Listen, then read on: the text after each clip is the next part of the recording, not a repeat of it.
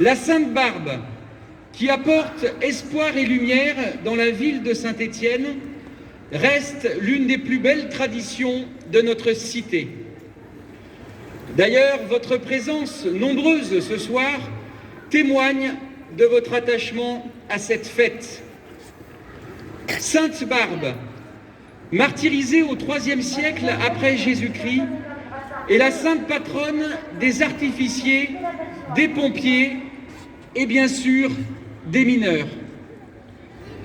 Mais au-delà du symbole, cette fête nous rappelle à tous que la ville de Saint-Étienne s'est construite sur des valeurs de travail, de partage, d'entraide, de bienveillance envers autrui.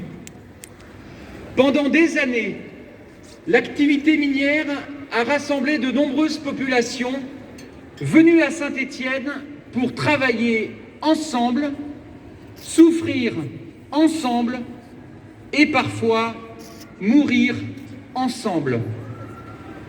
Ayons ce soir une pensée pour les 1332 mineurs qui sont décédés lors du terrible coup de grisou dans le bassin houiller de la Loire. La bienveillance et l'excellence dans le travail sont les deux marqueurs forts de notre ville. Une excellence que nous retrouvons dans l'école des mines, véritable institution de Saint-Étienne, notre fierté, car elle forme les intelligences de demain et prépare l'avenir de chacun.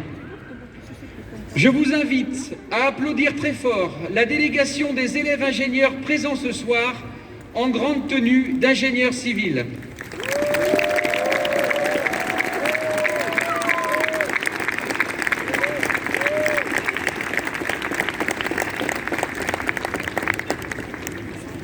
Applaudissons très fort également les sapeurs-pompiers et les jeunes sapeurs-pompiers de la Loire.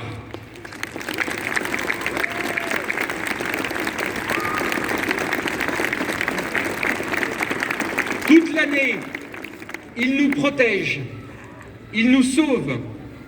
Recevez ces applaudissements comme la reconnaissance de l'ensemble de nos concitoyens. Un corps admirable dont le courage et l'abnégation ne sont plus à prouver.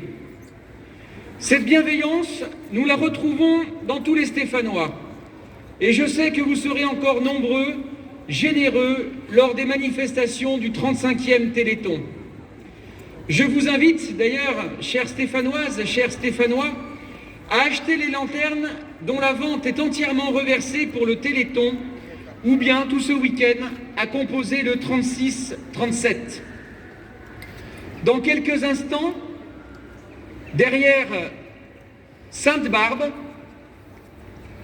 et les anciens mineurs stéphanois, les porteurs, derrière les harmonies de Saint-Étienne, nous allons nous rendre au Puy Couriot, en cortège et en musique.